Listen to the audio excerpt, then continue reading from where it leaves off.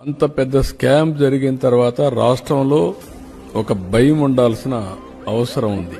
ఎవరైనా సరే నేను ఒకసారి చెప్పానంటే కంట్రోల్లో ఉంటే వాళ్ళు సర్వైవ్ అవుతారు. కంట్రోల్ తప్పి ఇష్టానుసారంగా మేము చేస్తాం, మీ వల్ల అయింది మీరు చేయండి అంటే మాత్రం నేను ఆ రోజు కూడా చెప్పా, ఒకసారి కొరడా తీసుకుంటే మాత్రం విశిక్షణ ఉండదు. నేరస్తులు ఎవడైనా ఎవరి ముసుగులో వచ్చినా ఎవరు ముసుగేసినా ముసుగు తీసి నేరస్తుల్నే చూస్తానని చెప్పి నేను చాలా స్పష్టంగా చెప్పాను.